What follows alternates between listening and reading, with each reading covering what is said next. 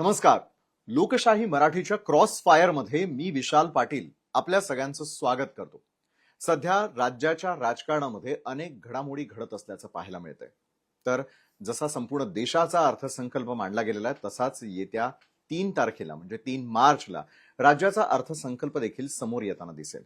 तर सध्या राज्याच्या राजकारणामध्ये अनेक घडामोडी घडत असताना काही महत्त्वपूर्ण राजकीय गाठी भेटी होत असल्याचंही चित्र आहे.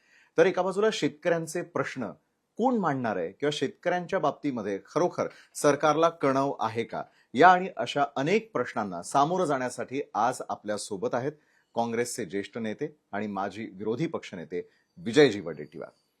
विजय वडेट्टीवारजी, आपलं स्वागत आजच्या क्रॉस फायर मध्ये. नमस्कार. नमस्कार. पहिला आणि महत्वाचा प्रश्न आपल्यासाठी हाच आहे की सध्या राज्याच्या राजकारणामध्ये काय सुरू आहे. तुमचं अवलोकन नेमकं काय सांगताना दिसतंय?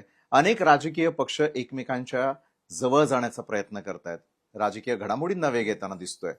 कसं पाहता तुम्ही एक राजकारणी म्हणून?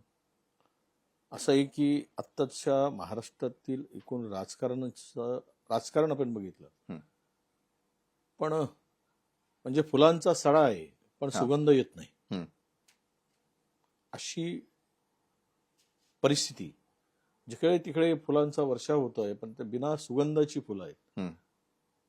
आणि त्या फुलांचे वर्षाव होत असताना कपड्यावर मात्र फार गर्द असे डाग पडताना आम्हाला दिसतंय. याचाच अर्थ असा आहे की राजकारणामध्ये जे पब्लिकसाठी, जनतेसाठी जे सत्ताकारण असतं ते सत्ताकारण आता केवळ खुर्ची मिळवल्यानंतर त्या खुर्चीतून स्वतःची जेवढी भरता येईल तेवढी तुंबडी भरण्यासाठीच आत्ताचं राजकारण महाराष्ट्रातलं सुरू असल्याचं चित्र दिसतं. मग एक गोष्ट लक्षात घेतली पाहिजे की इतका मोठा मॅन्डेट या सरकारला मिळाला. ते म्हणतात की कसं कसं मिळालं त्याबद्दल नंतर तुमचा प्रश्न आला तर मी बोलेल, पण आज 232 ते 237 जागा काही अपक्षांच्या मिळून 288 पैकी यांच्याकडे आहे. आणि या सगळ्या परिस्थितीत हे सरकार जनतेच्या हितासाठी, शेतकऱ्यांसाठी, शेतमजुरांसाठी फार मोठ्या अपेक्षा, कारण आता कुठलेही स्पीड ब्रेकर नाहीत, अडथळे नाहीत या सरकारच्या पुढे. आणि 2 मोठी पक्ष फोडून विरोधक नामशेष करण्याचा जो काही प्रयत्न होता तो त्याला काही प्रमाणात यश आलं असं मी मानतो. मग तुम्हाला जर इतकं प्रचंड बहुमत मिळालं तर मग तुम्ही जनतेसाठी, लोकांसाठी हे राज्य चालवताना दिसत नाही.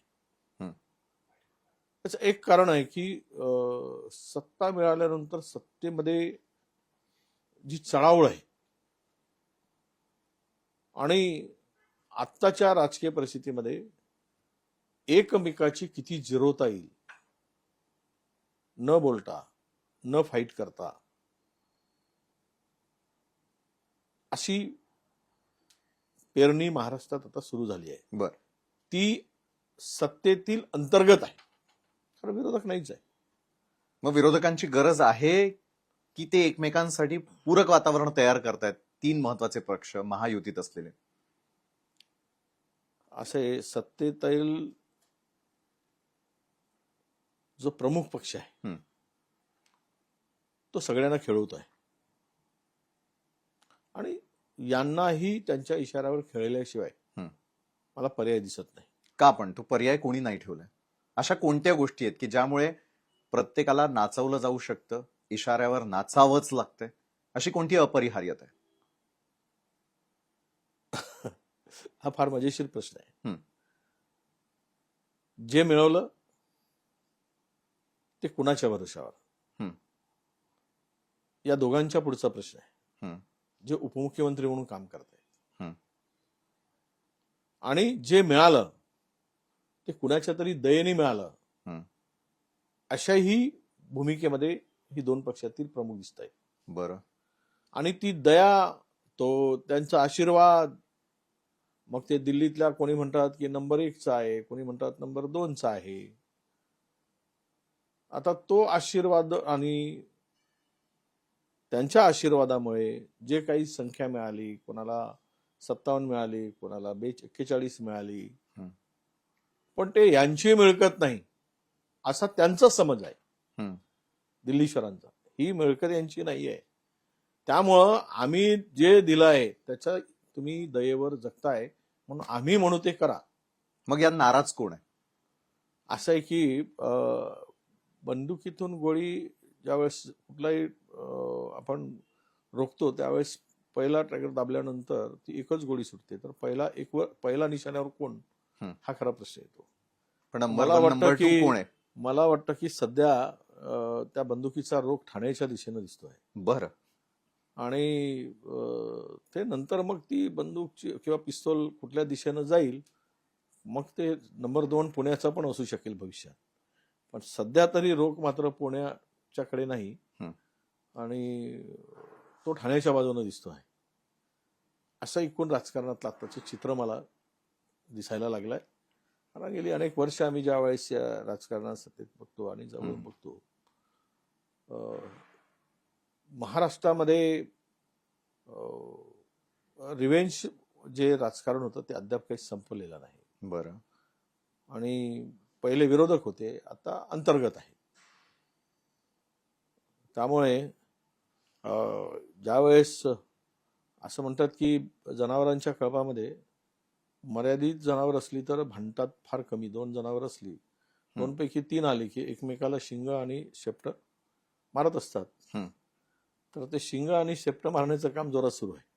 बरं, ठाणेश्वरांचा तुम्ही मगाशी उल्लेख केला. ठाणेश्वरांची नाराजी नेमकी कशावर नाही? मग तुम्ही फार जवळनं पाहताय सत्ताधारी राजकारण. मला वाटतं की त्यांच्या बोलण्यातून आणि चर्चेतून त्यांच्या जवळच्या मित्रमंडळींच्या त्यांना काही कमिटमेंट्स केल्या होत्या. त्यांना असंही म्हणतात की महाराष्ट्राच्या राजकारणात, महाराष्ट्राच्या विधानसभेच्या निवडणुकीमध्ये त्यांचा वापर केला गेला, पैसे त्यांनीच लावले. बरं. असंही म्हटलं जातं. सत्य काय तथ्य काय ते त्यांना माहीत, कारण आम्ही काही त्यांच्या पक्षात नाही किंवा जवळपासही नाही. आणि त्यांना ती होती की कोणाची किती संख्याबळ असू दे पण पुढचे खुर्चीचे मालक तुम्हीच. नंतर ती खुर्ची बाजूची मिळाली, मुख्य मिळाली नाही. त्यामुळे त्यांच्या काही मनात सल निर्माण झाली असेल, त्यांना दुःख झालं असेल. त्यामुळे चेहऱ्यावरचं दुःख त्यांच्या झाकता येत नव्हतं, लपवता येत नव्हतं. बरं. दिसून महाराष्ट्रातील लोकांनी बघितलं. आणि त्यामुळं आणि दुसरी गोष्ट अशी की महाराष्ट्रामध्ये भारतीय जनता पक्षाला हिंदुत्ववादी 2 पक्ष नकोच आहेत. त्यामुळं पहिला टार्गेट स्वाभाविक आहे ठाणेकर असणार. एकाचे 2 केलेत, दुसरा प्रबळ झाल्यावर त्याला संपवून टाकायचं आहे, तो तर संपणार आहे अशी भूमिका कदाचित असेल की महाराष्ट्रामध्ये हिंदुत्ववादी दुसरा पक्ष नको आहे. बरं, मग देवेंद्रजी फडणवीस यांनी मनसे अध्यक्ष राज ठाकरे यांची घेतलेली भेट आणि काल उद्धव बाळासाहेब ठाकरेंच्या शिवसेनेच्या 3 नेत्यांनी देवेंद्रजी यांची घेतलेली भेट, हिंदुत्व, मराठी, नेमका मुद्दा कशासाठी? की त्यांनाही संपवायचंय की दुसरा पर्याय तयार केला जातोय? देवेंद्रजी चाणाक्ष आहे. सध्या त्यांच्या हातात संपूर्ण कंट्रोल आहे आणि सगळ्यांना कसं खेळवता येईल ते त्या सारीपाटावर सगळ्यांना सत्तेच्या खेळवण्याचं काम सुरू झालेलं आहे. प्रचंड बहुमत आहे. अनेकांना वाटतं की आपण आता काय करू शकतो, त्यामुळे जुळवून घेऊ अशी काहींची भूमिका असेल. दुसरी भूमिका अशी आहे की मुंबई महानगरपालिकेमध्ये भारतीय जनता पक्षाचे काही अंतर्गत सर्वे आलेत, त्यावेळेस त्यांना वाटतं की राज ठाकरेंचा आधार हा उपयोगी पडेल, हाही असू शकतो. त्यामुळं मुलगी बघण्याचा कार्यक्रम एकदा होतो, पण आता हे 3दा झालेला आहे पोहे खाण्याचा कार्यक्रम. मुलगी बघायला जाऊन पहिल्यांदा पोहे देतात आमच्याकडे. आता आम्ही वाट बघतोय यांचं लग्न कधी जुळेल. पण बघून तर होत आहे, पण लग्नाची तयारी झाली आणि कदाचित 2-3दा बघणं सुरू आहे म्हणजे मुलगी ती लक्षात आलेली आहे त्यांच्या की पसंत आहे, म्हणूनच जाणं येणं वाढलेलं आहे. आणि त्यातून तारीख ठरवायची आहे, फक्त आता तिथी काढायची आहे आणि ती तिथी महानगरपालिकेच्या निवडणुकीमध्ये ठरेल. बरं, तुम्ही आणि तुमचे मित्रपक्ष म्हणजे महाविकास आघाडीतले सातत्याने एक गोष्ट बोलत होते की सरकार फार काळ टिकणार नाही, एक मोठा राजकीय भूकंप होणार. भूकंपाचे संकेत आहेत की भूकंप होणारच नाहीये, फक्त या कोटी केल्या गेल्या अशा प्रकारची वक्तव्य केली गेली? काय नेमकं खरं? असं कोण म्हटलं भूकंप येणार? आम्ही म्हटलं नाही. संजयजी राऊत तुमच्याच मित्रपक्षातले तुमचे सहकारी. नाही बघा, हे स्टेटमेंट त्यांची त्यापूर्वीची आहे, निवडणुकांच्या पूर्वीची आहे. आता भूकंप यायचं हेच नाही, भूकंप येऊन गेलेला आहे. भूकंपामध्ये त्यांनी जे काही फायदा घ्यायचा तो घेतलेला आहे. आमच्या सत्तेतील महायुतीमध्ये आता इतकी प्रचंड ताकद निर्माण झाली की तिकडे काही भूखंडाचा संबंधच येत नाही. त्यांना सत्तेतून हे दोनही पक्ष नसले तरी ते 5 वर्ष सत्ता चालवू शकतील इतकं बहुमत बीजेपीकडे आहे, भारतीय जनता पक्षाकडे आहे. आणि राहिला संजयजी म्हणतात, आम्ही तिघेही ठीक आहे, सत्ता नसली की असं भरपूर पीक आलं की भांडणं होत नाही, कमी पीक आलं की भांडणं होतात भावंडामध्ये. कारण कमी पीक आलं तर जरा वाटायला कमी येतं. मी जरा शेतकरी आहे म्हणून त्याचे उदाहरण अधिक माहिती आहेत. हे जरा पीक तिकडे जास्त आलेलं आहे, आता इकडे भांडून उपयोग काय? भांडणं तिकडे सुरू झाले. पण नाराजी मोठ्या भावावर का? मग स्वाभाविक आहे, मोठ्या भावावरच नाराजी असते. लहान भावावर कोण नाराज असतो? लहान भाऊ तर सगळे पाहिजे मिळवत असतो, आणि दोष द्यायचा असेल तर मोठ्यावर असतो, कारण कुटुंब प्रमुख हा मोठाच भाऊ असतो. तर तो दोष त्यांचा आमच्यावर, त्यांचा आरोप जो दिसतो संजयजीचा, खरं तर आम्ही सत्ता मिळाली नाही किंवा उद्या सत्ता मिळाली असती तरी ते तिघांनाही त्याचं श्रेय गेलं असतं. आणि सत्ता गेल्यानंतरही त्याच्या अपयशाची माझ्या मते एकूण महाराष्ट्राच्या संदर्भात सांगायचं झालं तर या निवडणुकाच मुळात धर्मांधतेवर केल्या गेल्या आणि त्यातून आम्हाला फटका मोठ्या प्रमाणात बसला. आम्ही आमची पेरणी, आमचे विचार किंवा आम्ही जे आमच्या आयडिओलॉजी आहे ते कोणत्याही धर्मांच्या विरुद्ध नाही आहे, परंतु आम्हाला मुसलमान करून ठेवलं गेलं. आता काय या देशाच्या स्वातंत्र्यामध्ये मुसलमानांचं योगदान ठीक आहे, कमी प्रमाणात असेल, पण होताच की. किती नावं घेता येईल? जेवढा होता ते सगळे देश ठीक आहे. इंग्रजांनी विभागणी करताना 2 धर्माची विभागणी करून, 2 फाळणी करून 2 देश वेगळे केले. आणि भारतामध्ये आता इंग्रजाचीच विचार घेऊन, नीती घेऊन 2 धर्मामध्ये फाळणी करून, सत्ता काबीज करून सत्तेवर बसण्याचं काम सुरू झालंय. एक गोष्ट लक्षात घ्या, या सगळ्या प्रक्रियेमध्ये आत्ता कोणी देशाचा विचार करत नाही, खुर्चीचा विचार करताना दिसतंय. धर्म, जात हे सत्तेसाठी त्याचा उपयोग होतोय. माणसाच्या विकासासाठी, देशाच्या विकासासाठी, राज्याच्या विकासासाठी राज्य आणि देश चालवला गेला पाहिजे, हे अजिबात होत नाहीये. एक दिवस आपला बांगलादेश, पाकिस्तान होईल, लोकांचे डोळे उघडतील, त्यावेळेस आपण श्रीलंका झालेलं दिसू. विजय वडेट्टीवारजी, सत्ता तुमची असू देत किंवा महायुतीची असू दे, अनेक आश्वासनं मतदारांना तुमच्याकडनं दिली जातात. मतदारांची आश्वासनांची पूर्तता याकडे सगळ्यांचं लक्ष लागलेलं असताना वेगवेगळ्या विषयांवरती सातत्यानं लक्ष डायव्हर्ट केलं जातं. थोडक्यात मी आपल्याला प्रश्न विचारेल. लोकशाही मराठीनं सातत्यानं सोयाबीनचा मुद्दा लावून धरलेला होता. शेतकऱ्यांना कधी आणि काय मिळणार याचं उत्तर महाविकास आघाडी देताना दिसून येत नाही, महायुती सरकारही देताना दिसत नाही. मग शेतकऱ्यांनी अपेक्षा कुणाकडनं करायच्या? असे की सोयाबीनच्या संदर्भात सरकारची भूमिका ही इमानदारीची असली पाहिजे त्या शेतकऱ्याच्या संदर्भात. आता सोयाबीन खरेदी करायची मुदत संपली, पणन मंडळाने ती मुदत संपल्याचं घोषित केलं. अद्यापही असं म्हणतात की साधारणतः 3 लाख क्विंटल सोयाबीन शेतकऱ्यांच्याकडे उपलब्ध आहे. बरोबर. केंद्र सरकार म्हणते मुदतवाढ दिली, राज्य सरकार म्हणते मुदतवाढ मिळाली नाही.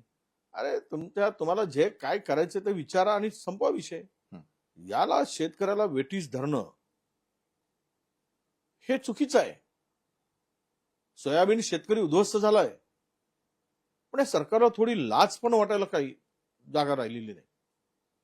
पण इतक्या शेतकऱ्यांच्या प्रती हे सरकार इतकं निर्दयी असू शकतं. एक तर मागचे आपण 3-4 वर्ष पाहिलेत की सोयाबीनला भावच मिळत नाही. त्याचं कारण असं आहे की केंद्र सरकारची जे एक्सपोर्ट इम्पोर्ट पॉलिसी आहे, एक्सपोर्टला ठीक आहे, उत्पन्न जास्त झालं आपण पाठवून देतो किंवा ते आहे, पण ज्यावेळेस देशामध्ये उत्पन्न होतो, उत्पादन बाहेर येतं, शेतकऱ्यांच्या हातात येतं, घरात येतं, त्याच वेळेस आयात केली जाते आणि एमएसपी पेक्षा कमी दराने आयात केली जाते. यावर्षी सुद्धा तेच केलंय सरकारने. एकीकडे एमएसपीचा हे दाखवायचा आणि दुसरीकडे मात्र एमएसपी पेक्षा कमी दरांनी सोयाबीन आणायचा. व्यापाऱ्यांनी तो सगळा सोयाबीन एमएसपीच्या कमी दराने आयात केलेला आपल्या गोडाऊनमध्ये भरायचा. मग या देशातील शेतकऱ्यांनी करायचं काय? महाराष्ट्रातील सोयाबीन उत्पादन शेतकऱ्यांना कुठं टाकायचं? आणि कोटा काय आहे? मुदत कशाला देताय? जो शेतकरी पिकवतो त्याला मुदत देण्याची गरज नाही. एकतर ऑनलाईन केलं गेलं, ऑनलाईन मध्ये अनेक वेळा प्रॉब्लेम होतात. मला या सरकारला सोयाबीन घ्यायचं की नाही ते ठरवलं पाहिजे. तुम्ही वेटीस धरू नका. तुमची नियत साफ असेल तर सोयाबीन पूर्ण घेऊन टाका. 4-4 महिने 6 महिने झालेत रब्बी पिकांचे, आपल्या खरीप पिकाचे धानाचे पैसे मिळाले. म्हणजे आमचं उत्पन्न ऑक्टोबरमध्ये मिळालं. ऑक्टोबरमध्ये आम्ही सगळे धान घातले. मागच्या रब्बीचे 2024चे पैसे अद्याप मिळाले नाहीत. 8-9 महिने झालेत. मागच्या मेला आम्ही सगळं धान दिलेलं. हे 6-6 महिने शेतकऱ्यांचे पैसे मिळाले, शेतकरी जगणार कसा? आणि पुरेशी खरेदी होत नाही. त्यामध्येही ते मॉइश्चरच्या नावाखाली 2-2, 4-4 किलो अधिकचा सोयाबीन घेतला जातो. 4 किलो सोयाबीन म्हणजे 5,000. आज 200 रुपये त्याच्यातून त्या बिचाराला गंडवलं जातं. हे एकूणच आता भूमिका सरकारची स्पष्ट करण्याची आवश्यकता आहे. तुम्ही घ्यायचं असेल सांगा, नाहीतर तो शेतकरी आपलं सोयाबीन उचलेल आणि मंत्र्यांच्या घरापुढं आणि जिल्हाधिकाऱ्यांच्या कार्यालयापुढे आणून ठेवून देईल. काही करायची विल्हेवाट लावा, नाहीतरी घरात ठेवूनही तो उपयोगी नाहीच. आणि सरकारची जर अशी दुपट्टी भूमिका आहे, केंद्र सरकार वेगळा बोलते, राज्य सरकार वेगळं बोलते. अरे एकाच पक्षाची सरकार नाही, काय 2 पक्षाची सरकार आहे, समन्वय नाही किंवा बोलणं बंद आहे. आणि त्यांनी अशा वेळेस मला वाटतं फडणवीस सरकारने, स्वतः मुख्यमंत्र्यांनी फडणवीसांनी या संदर्भात लक्ष घातलं गेलं पाहिजे. तुम्ही शेतकऱ्याला जर दुर्लक्ष कराल तर तुम्हाला मात्र, आता ठीक आहे निवडणुका कधी घेताय स्थानिक स्वराज्य तर होईल, पण आता सोडणार नाही शेतकरी तुम्हाला.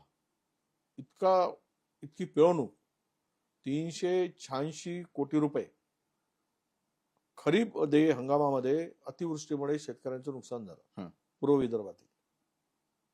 तो प्रस्ताव येऊन 8 महिने झाले, 7 महिने झाले, 1 रुपया दिला नाही. मग पैसे आहेत कुठे? टाकले कुठे पैसे तुम्ही? तो प्रस्ताव येतो, नुकसान झाल्याचं सिद्ध होत आहे आणि पैसे मिळत नाही. म्हणजे काय?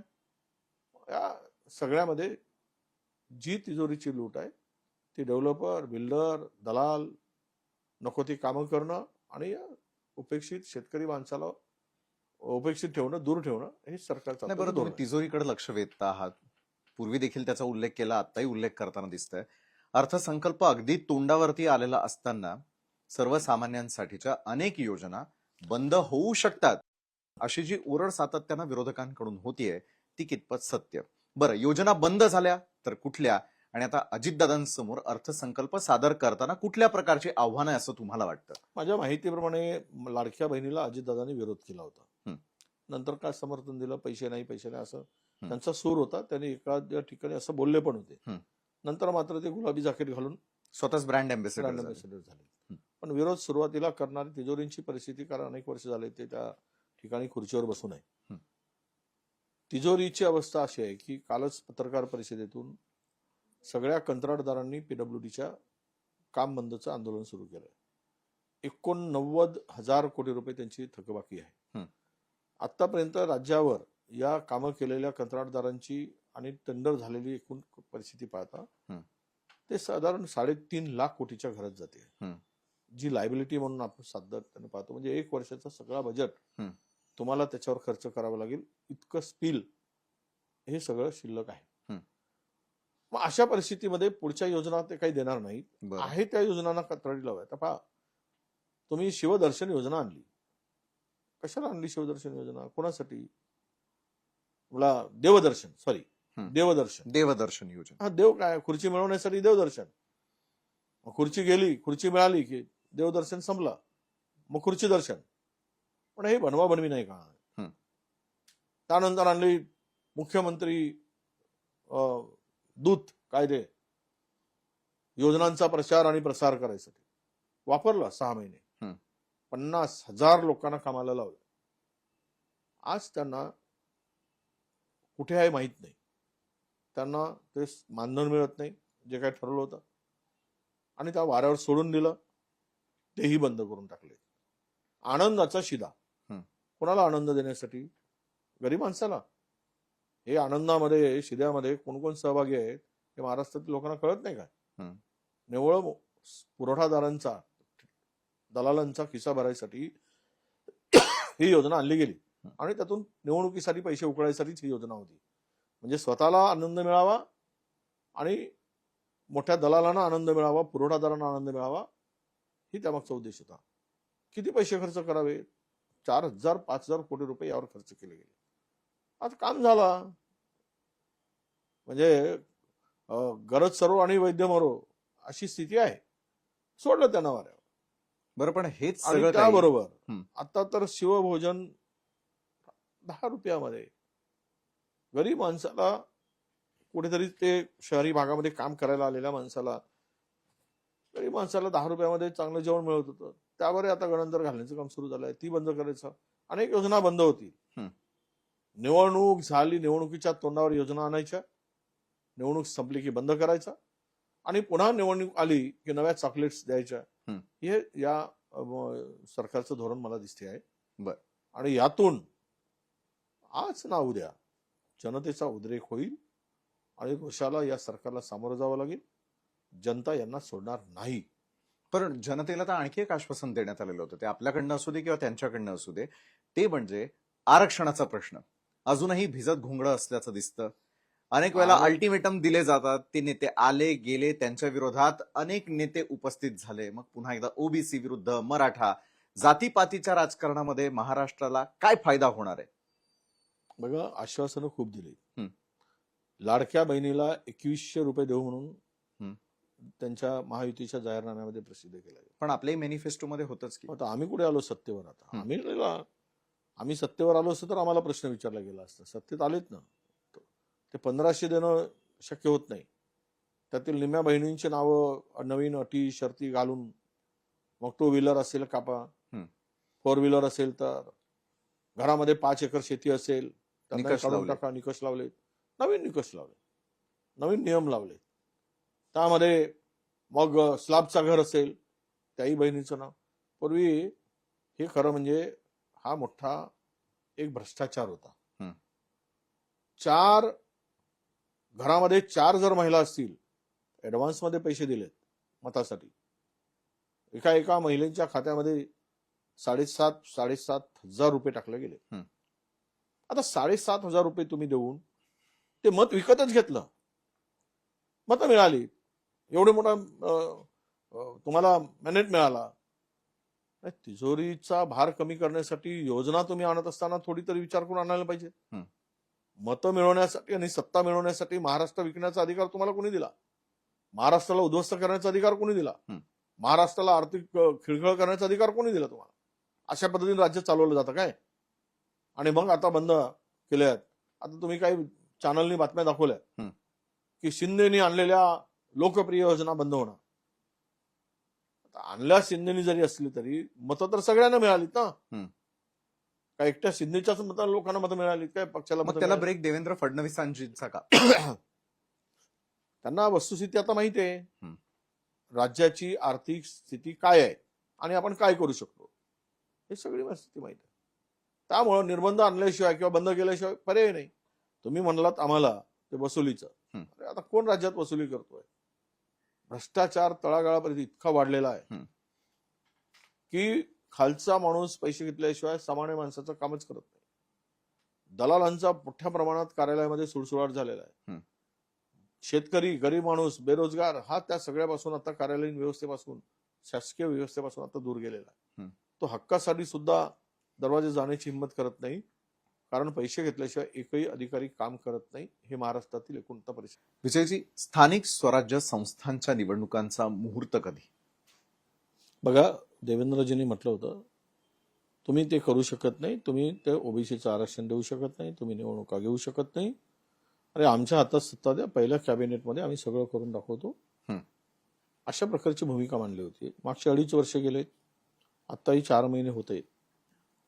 काय होत नाही? ओबीसीच्या आमची भूमिका स्पष्ट आहे या संदर्भात. या सगळ्या स्थानिक स्वराज्य संस्थांमध्ये आमच्या हक्काच्या जवळपास 45,000 जागा आहेत. जिल्हा परिषदेपासून, सेवा सहकारीपासून, ग्रामपंचायतपर्यंत सगळ्या ठिकाणी ओबीसीचं आरक्षणाच्या हक्काच्या जागा आहेत.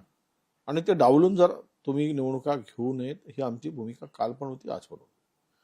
आता हे सर्वोच्च न्यायालयामध्ये आम्ही जनगणनेपासून हा खरा प्रश्नाची सुरुवात होती.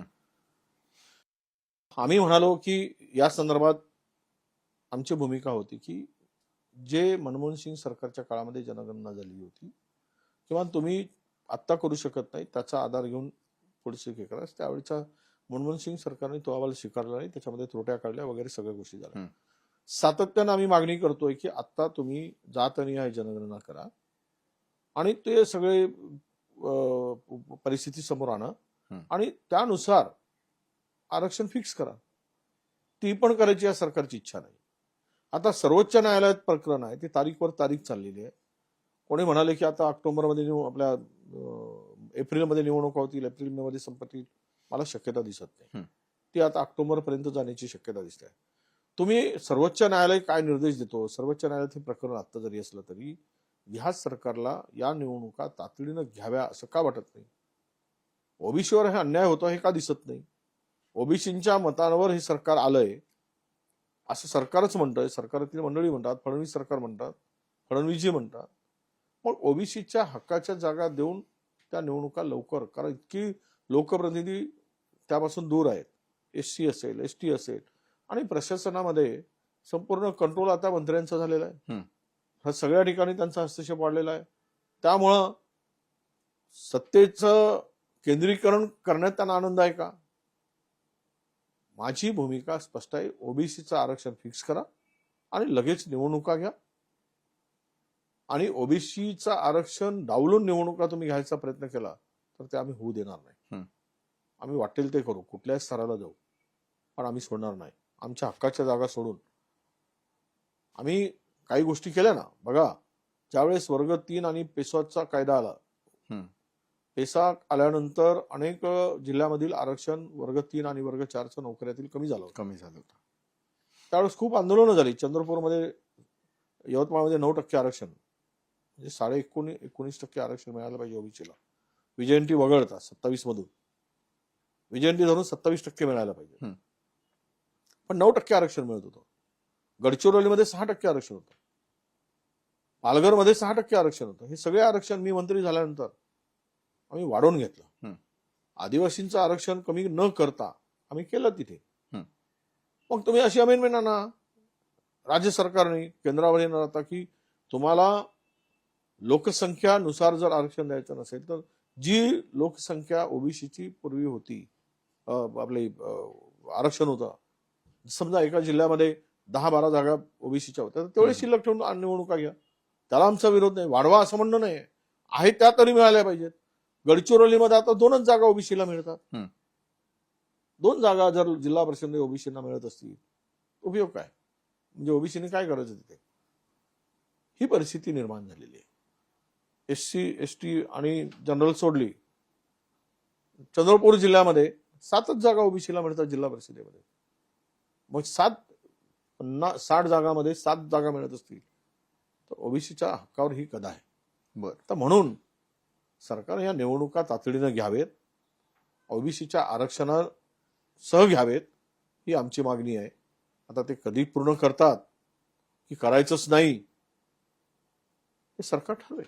बरं, महाराष्ट्राचा विकास हा फक्त शहरी भागापुरती मर्यादित न राहता महाराष्ट्राच्या ग्रामीण भागापर्यंत, कानाकोपऱ्यापर्यंत पोहोचवण्याचा मानस जरी सरकारचा असला तरी देखील आता गडचिरोलीमध्ये आणण्यात आलेली इन्व्हेस्टमेंट, स्वतः सत्तेत आल्यानंतर मुख्यमंत्री गृहमंत्र्यांनी त्या ठिकाणी जाऊन घेतलेली भेट आणि त्यानंतर झालेला दावोस दौरा, किती चित्र बदलताना दिसेल त्या कानाकोपऱ्यातलं, कारण तुम्ही ते फार जवळनं पाहिलेलं.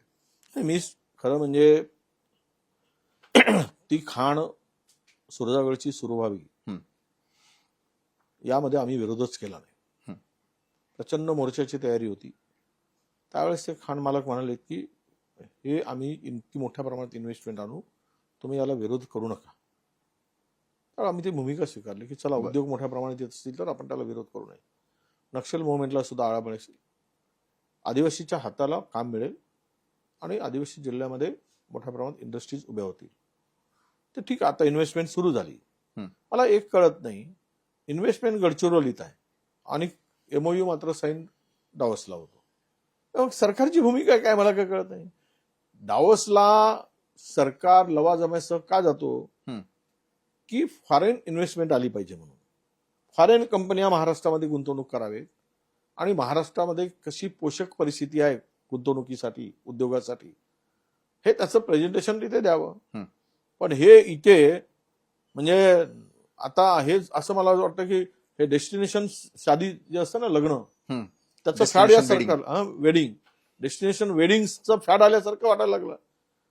मुलगा मुलगी इथली आणि लग्न मात्र जाऊन डावसमध्ये. बर, हा नवीन फंड आणून उपयोग काय? सहल करायची असेल तर सरकारी तिजोरीने जाऊन या वाटल्यास, तुम्हाला कोणी थांबवणार नाही. मागच्या वर्षी एका कंपनीने MOU केला, तीच कंपनी परत यावर्षी सुद्धा MOU करते. गुंतवणुकीचं सगळं जे मला वाटतं इथलं सत्यता मागच्या वेळेस आम्ही पाहिली, 10-20% सुद्धा गुंतवणूक आलेली नाही. कारण महाराष्ट्रातील उद्योगामध्ये अनास्था येणाऱ्या इन्व्हेस्टरला काय आहे, इथे जमीन मिळण्यापासून संघर्ष करावा लागतो, पाणी मिळण्यासाठी संघर्ष करावा लागतो, रोड करण्यासाठी संघर्ष करावा लागतो. त्या तामिळनाडू गव्हर्नमेंट सारखं एखाद्याने अर्ज दिला आणि त्यांनी करारनामा केला की सरकार सगळं उभं करून देतं, रोड, जमीन, पाणी, वीज सगळ्या देऊन टाकतो आणि ते विदिन पिरियडमध्ये देतो, टाइम लिमिटमध्ये देतो. इथे तर जमिनीचे पैसे घेताना उद्योग खात्याला स्क्वेअर फूट प्रमाणे पैसे मोजावे लागतात, स्क्वेअर मीटरनी पैसे द्यावे लागतात. कोण उद्योगपती येईल इकडे? कशाला येईल?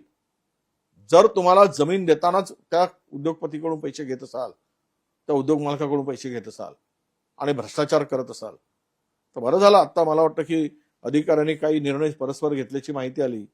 मागच्या 2.5 वर्षामध्ये या खात्याचं संपूर्ण म्हणजे वाट लावली होती असं म्हणायला हरकत नाही. इतकी प्रचंड भ्रष्टाचार त्या खात्यामध्ये होता. बरं, प्रत्येक फाईल का मंत्र्याकडे जावी, छोटी फाईल मंत्र्यांकडे पाठवल्या गेली आणि तिथून सगळ्यांनी पैसे उकळले गेले. त्यामुळे उद्योगपतीकडे येत नाही, उद्योग येत नाही, इन्व्हेस्टर येत नाही, त्या मागची उदासीनता आहे. बरं, मला गडचिरोलीच्या संदर्भातला स्पेसिफिक प्रश्न आहे की आम्ही मुख्यमंत्र्यांनी चांगली भूमिका स्वीकारली, त्याचं स्वागत करतो आणि उद्योग तिथे गुंतवणूक चांगली येते. भविष्यात हे मोठा आयरन ओरचं, स्टीलचं हब होईल अशी आम्हाला अपेक्षा आहे आणि गडचिरोलीचं दारिद्र्य जे आहे ते यामुळे नष्ट होईल ही भूमिका. पण इन्व्हेस्टमेंट करता आपला MOU केल्यानंतर ते गुंतवणुकीमध्ये ते यावं आणि सरकारने गडचिरोली जिल्ह्यासाठी जे विशेष एक औद्योगिक धोरण, जसं आपण नॉर्थ ईस्ट स्टेटमध्ये काही धोरणं आणली, जिथे पहाडी भाग आहे तिकडे पॉवर नसेल तर जनरेटरवर 90% सबसिडी देऊन तिकडे मोठमोठे जनरेटर लावून उद्योग उभे केले. अशा पद्धतीनं या भागामध्ये एक नवीन पॉलिसी करावी. इथे खूप मोठा स्कोप आहे, इथे सर्व प्रकारचे मिनरल्स आहेत, इथे सिमेंट उद्योग मोठ्या प्रमाणात होऊ शकतो, लाईमस्टोन मोठ्या प्रमाणात आहे, आयरन ओर मोठ्या प्रमाणात आहे. आणि अनेक प्रकारची खनिज आहे. इकडे जंगल आहे, नदी आहे, पाणी भरपूर आहे.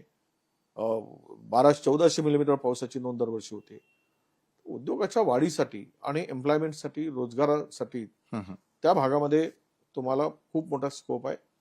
कारण अजूनही नक्षल मुवमेंटला संपुष्टात आणायची असेल तर त्या आदिवासी तरुणांच्या हाताला काम देणं तरच तो संपुष्टात येईल. काही काळामध्ये तुम्ही बंदुकीच्या पोलीस आणि याच्यामध्ये काही काळासाठी ती मुवमेंट थांबेल, पण पुन्हा ती मुवमेंट वर डोकं काढेल. कारण ज्या हाताला काम नसेल तर तो पोरगा कुठे जाईल, तर तो चळवळीकडे जातो. म्हणून आजची भूमिका शासनाची ही निश्चितच मुख्यमंत्र्यांनी घेतलेली भूमिका, त्यावेळेस शिंदेजींनी सीएम असताना ती घेतलेली भूमिका, शिंदे साहेबांनी, हे आम्ही त्याला पण मदत आता केली. एका प्रकरणामध्ये ठोस भूमिका घ्यावी असं वाटतं का आपल्याला? म्हणजे सोमनाथ सूर्यवंशी मृत्यू प्रकरण असेल, संतोष देशमुख हत्या प्रकरण असेल, करुणा मुंडेंनी देखील अनेक प्रकारचे खुलासे केलेले आहेत. मग अशा वेळेला का थेट प्रतिक्रिया आणि कारवाई होत नाहीये असं तुम्हालाही वाटतं का? आणि त्या संदर्भात काय ठोस पावलं उचलणं आवश्यक आहे असं वाटतं कायदा सुव्यवस्थेच्या दृष्टीने? बघा, राज्यात कायदा सुव्यवस्था जी आहे ती फार खालावलेली असं मी म्हणतो. का? पोलिसांच्यावर सरकार म्हणून एक धाक असायला पाहिजे, तो दिसत नाही. मर्जीतील अधिकारी नेमण्याच्या नादापायी अधिकारी आपापल्या मर्जी सांभाळताना पोस्टिंग करून घेतात. आणि दुसरी गोष्ट अशी की रश्मी शुक्ला नावाच्या अधिकारी आल्यापासून पोलीस दलामध्ये 2 गट पडल्याचे दिसतात. ही दरी कुठेतरी मुख्यमंत्र्यांनी त्यांच्यावर गृह खातं ते मिटवली गेली पाहिजे. नॉर्थ आणि साऊथ किंवा मध्य महाराष्ट्र अशा 2-3 लॉबी महाराष्ट्रामध्ये पोलिसांमध्ये सुद्धा काही प्रमाणात मला दिसतात. गंभीर आरोप आहे. हे जर वेळीच लक्षात आणलं नाही तर महाराष्ट्रातल्या कायदा सुव्यवस्थेचं वाटोळं झाल्याशिवाय राहणार. आत्ताचं प्रकरण जे झालेलं आहे ते सूर्यवंशीचं प्रकरण असेल, ज्या अमानुषपणे सूर्यवंशीला मारल्या गेलं. पोलीस कोठडीमध्ये राहुलजींनी आम्ही कुटुंबाची भेट घेतली, राहुलजी स्वतः आले होते. त्या कुटुंबाने जे संपूर्ण चित्र जे सांगितलं, परिस्थिती सांगितली, अक्षरशः पोलिसांनी त्या पोराला, तो शिकला पोरगा होता, हुशार होता, बोलण्यासाठी स्टेट फॉरवर्ड होता, त्यामुळे त्यांना अधिकचं काही बोलला असेल की त्याच्यावर अन्याय होताना त्याला त्यांनी संघर्षाची भूमिका घेतली असेल म्हणून त्याचा बळी घेतला गेला. ते चित्र खूप मोठं विदार आहे, त्याला अर्धा तास लागेल सगळं सांगायला, जी मुलाखत होती. पण त्यांना पोलिसांनी मांडल्यानंतर मुख्यमंत्र्यांनी मात्र वेगळी भूमिका मांडायची अधिवेशनामध्ये. राज्याच्या मुख्यमंत्र्यांनी सांगितलं की तो त्यांचा मृत्यू पोलीस मारहाणी झालेला नाही, आणि पोलीस आपल्या आमच्या डॉक्टरांचा रिपोर्ट जो सांगतो, पोस्टमॉर्टम रिपोर्ट, तो रिपोर्ट त्यामध्ये क्लिअर कट सांगितलं की त्याचा मृत्यू पोलिसांच्या मारहाणीमुळे झालेला. काय काय त्याची तिजोरी झाली, वेळ असा, म्हणजे परिस्थिती अशी आहे की त्या पोलिसांना पाठीशी घालून त्यांना माफ करण्याची भूमिका सुरेश धस घेतात. हे तर नवल आहे. एकीकडे देशमुखांच्या मारेकऱ्यांना सजा झाली पाहिजे, पोलिसांच्या भूमिकेवर प्रश्नचिन्ह निर्माण करणारे धस. दुसरीकडे मात्र मोठ्या मनाने पोलिसांना माफ करा, म्हणजे एखाद्यांना जीव घ्यायचं पोलिसांनी, त्याला मारून टाकायचं, दलित माणसाला, दलित तरुणाचा खून करायचा आणि त्यांना माफ करायचं मोठ्या मनाने. हे असं माफ करत राहिले तर प्रत्येक कोठडीमध्ये उद्या खून झालेले दिसतील. त्याला सुरेश धस काय त्यांची भूमिका असेल? हे दुपट्टी भूमिका जी काही धसांनी मांडली, हे सरकारच्या इशाऱ्यावर मांडलेली भूमिका आहे. हे त्याचं वैयक्तिक मत मला वाटत नाही. आणि तुम्ही जे प्रकरण आता बीडमध्येच होत आहे, सुरेश धसांच्या संदर्भात आम्हाला फार, मी त्याचं समर्थन केलं. ती जी बाजू मांडत होते, ज्या पद्धतीने ते लढत होते, आता ती डुप्लिकेट भूमिका आल्यानंतर त्याच्या संदर्भात आम्हाला हा माणूस केवळ जातीय विष पेरण्यासाठी असे विषय मांडतो का? हे फार मोठी खेळी करतोय. मला वाटतं की देवेंद्रजींचं अभिनंदनच केलं पाहिजे. मस्तपैकी मराठा यांना जरांगेनं दुसरं नेतृत्व पर्यायी उभं करायसाठी धसांचा वापर केला. धस उभे झालेत, मग धस उद्या देशमुखांचा विषय घेऊन पुढे आले, ती बाजू मांडली. मुंडेंना टार्गेट झालेत. मुंडे काही खुर्ची सोडायला तयार नाहीत. मुंडेवर गंभीर आरोप आहेत. शेतकऱ्यांच्या फसवणुकीच्या आहेत. कृषी मंत्री असताना मोठ्या प्रमाणात भ्रष्टाचार झाल्याचे आरोप आहेत. करुणा मुंडेंनी केलेले आरोप आहेत. त्यांना झालेली मारहाण आहे. त्यांचे तुम्ही घेतलेली मुलाखत आहे.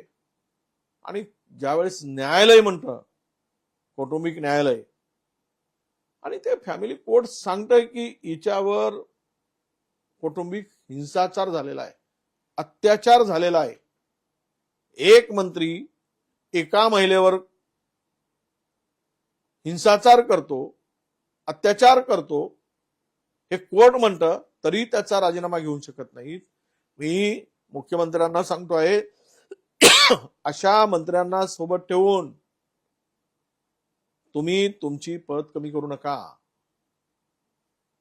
सरकार म्हणून कोणाचे असेल, पण महाराष्ट्राच्या जनतेपर्यंत सरकारच्या संदर्भात अशा लोकांना मंत्रिमंडळात ठेवून जो मेसेज काही जाणार आहे, तर लोकांमध्ये जी काही आता भूमिका आणि चर्चा आहे ती या सरकारच्या संदर्भात किळसवाणी भूमिका आहे. अनेकांचं शोषण झाल्याचे आरोप झाले, खुलेआम भ्रष्टाचार केल्याचे आरोप झाले, 2-2 अधिकाऱ्यांच्या बदल्या झाले, सचिव बदलले गेलेत त्या खात्याचे कृषी मंत्री धनंजय असताना. अद्याप राजीनामा घेतला जात नसेल तर मग धनंजय मुंडेंना सरकार पाठीशी घालतं का? किंवा सुरेश धसांना सांगून आपसामध्ये लढवून सरकार काय इगित साध्य करता येईल हेच कळेन असं झालं. महाराष्ट्रच संभ्रमात पडलाय. इतकी संभ्रमावस्था या राज्यकर्त्यांनी, महायुतीच्या नेत्यांनी महाराष्ट्रात उभी केलेली आहे. मी शेवटचं एवढंच सांगतो की शिंदेच्या, आपल्या सूर्यवंशीच्या मारेकऱ्यांना पोलिसांना सोडू नका. त्यांच्यावर खटले दाखल करा, खुनाचे गुन्हे दाखल करा.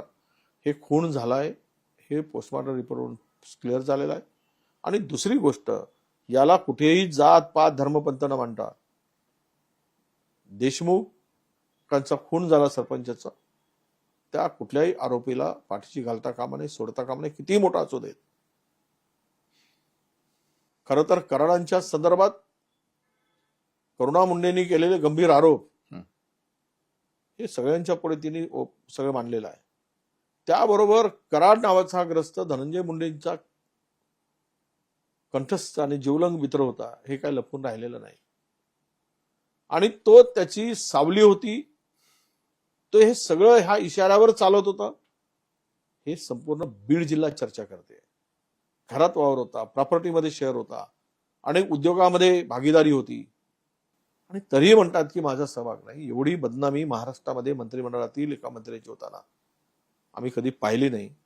शर्मेनं माल खाली घालावी, तरी जर तो मंत्री वर मान करून फिरत असेल तर महाराष्ट्र कुठल्या दिशेनं घेऊन चालला याचं उत्तर त्यांचं तोंड बघितल्यानंतर कळतं. बरं, जाता जाता एक शेवटचा आणि महत्वाचा प्रश्न. येत्या काळातील स्थानिक स्वराज्य संस्थांच्या निवडणुका एकला चलो रे की मित्रपक्षांसोबत? चर्चा करू, सोबत घेण्याचा प्रयत्न करू. नाही चालेल तर एकला चलो, पण प्रयत्न करू. महाविकास आघाडी टिकावी, महाविकास आघाडी राहावी, तिघांनी मिळून एकत्र लढावं.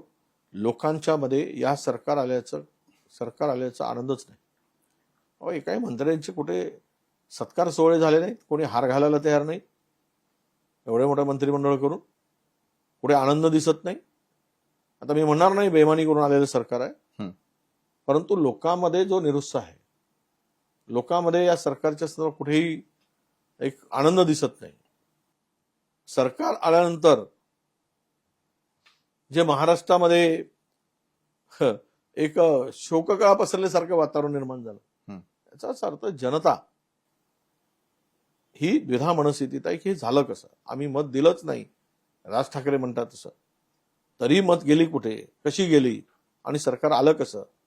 त्यामुळे स्थानिक स्वराज्य संस्थांमध्ये आपण एकत्र लढावं. महाराष्ट्रातील जनता या सरकारचा बदला घेण्याच्या तयारीत आहे.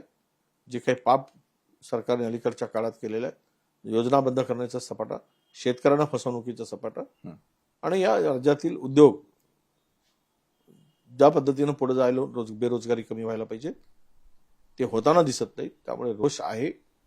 आम्हाला नक्की या स्थानिक स्वराज्य संस्थांच्या निवडणुकीमध्ये जनता पाठीशी उभी राहील आणि आम्हाला चांगलं यश मिळेल हा आम्हाला विश्वास वाटतोय.